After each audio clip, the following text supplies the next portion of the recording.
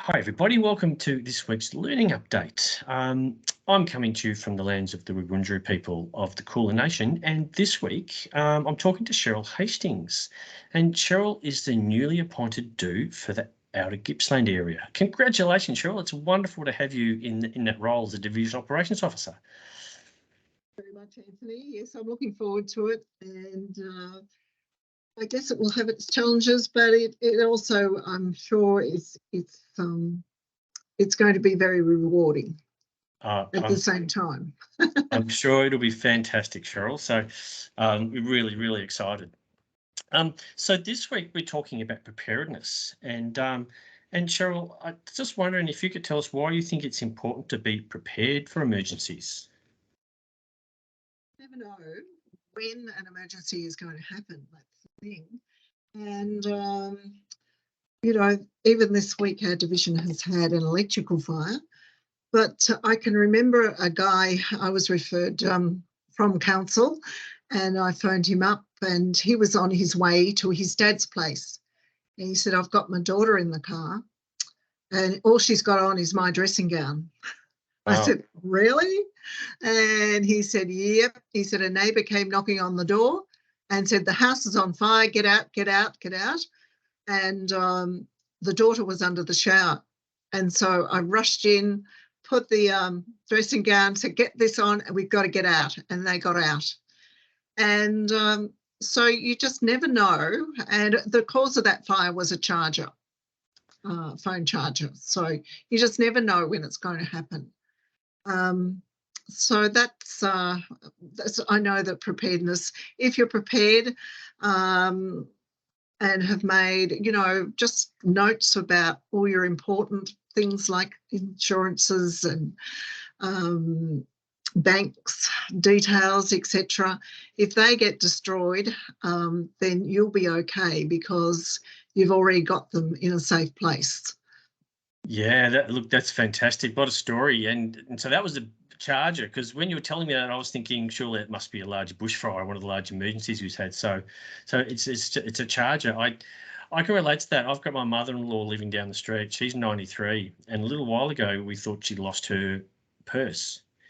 And I did a quick calculation, and there's quite a few of us in this family, and I reckon it would have been days of work to get all those documents and everything back because there was no other record. So having that record, which we can do with the Ready Plan, would be so helpful, wouldn't it? Exactly, yeah. So Sheryl, how do you get the message out about preparedness in your community? Well, in where I've been in Central Gippsland, we look for events that have a few hundred people passing through. And we've just completed Farm World, which really got up to full steam again in the end of March. And they had 40,000 people through the gate.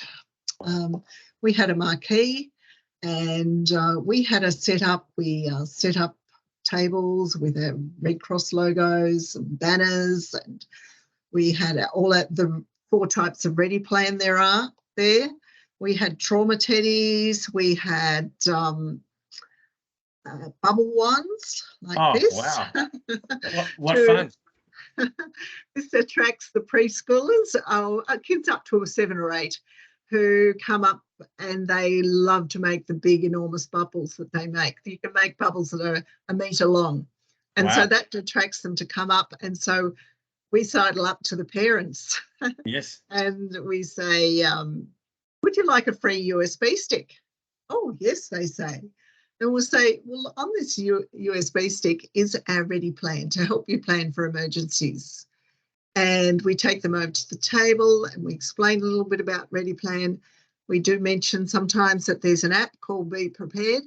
And then we take them across to our example of an emergency box. So, and in that emergency box, we have things like a wind-up radio, which is also a flashlight, which also has USB charger on it, so they can charge their phones. Can also be charged by solar, and they're about $35 online. well, that was a while ago now, but I haven't checked lately for this one. So that would be a huge help, particularly if the power's out.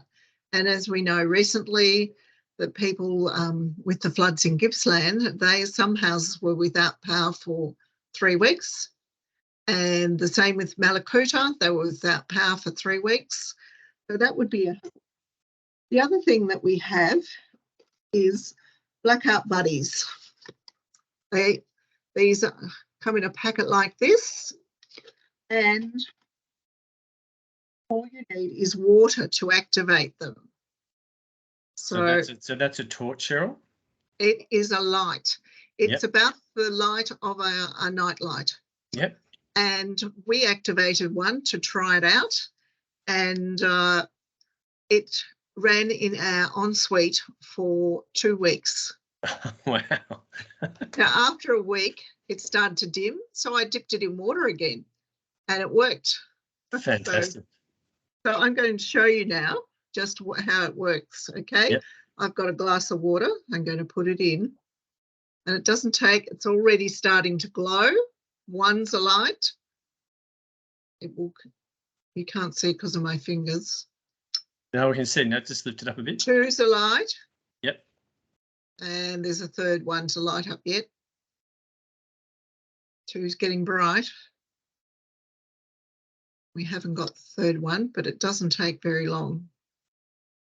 Wow. But Can you just hold that out? Oh, look at that. Just hold it up a little bit more. That is amazing.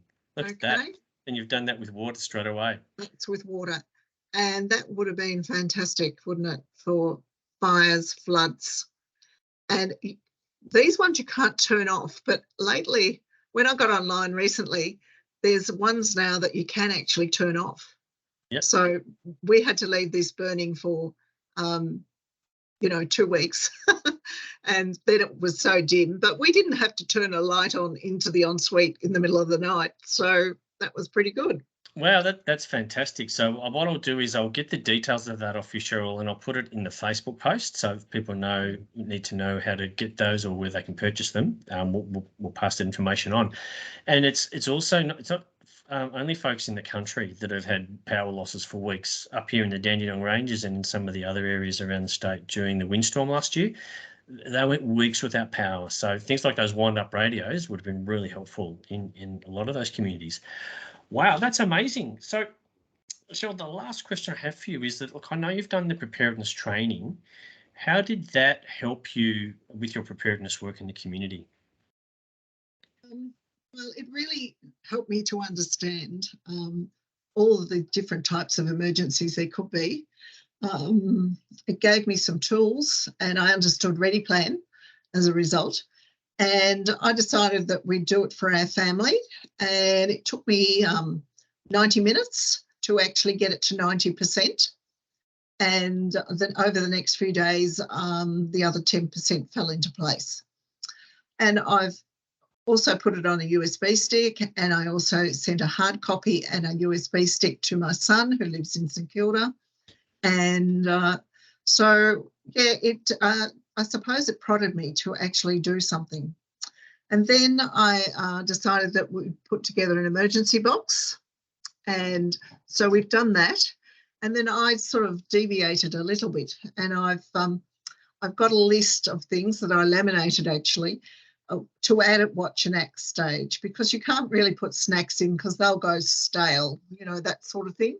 You don't know whether it's going to be hot or cold, whether that you're caught in an emergency. And so, I listed things that were needed at watch and act. So things like medications, dog food, that sort of thing. There's a woolen blanket in the box that I got from an op shop. If it was floods, well, obviously I'd need a raincoat. So it's sort of the start of things, and I've got chargers in there and things like that. Yeah, it's fantastic, because I guess what that's helped you do is to be able to really speak to people about what they need, and step them through the conversation you just really stepped us through as well. In these different conditions, you're going to need different things. So that sounds like a great kit. Thanks, Sheryl. Really appreciate the chat. I guess I'd really like to give the preparedness training that's coming up a big plug. And I know, Sheryl, you've been through that, and that was really helpful for you. So, in the Facebook post in the chat, I'll be putting all the details about the preparedness that's coming up in a couple of weeks. It's also on Reds. The learning calendar comes out every week, which is on Reds. But if you've got any questions, by all means, you can give me a call. So thanks so much, Sheryl. I really, really appreciate your time, and I look forward to chatting again soon. Thank you. See you, everyone.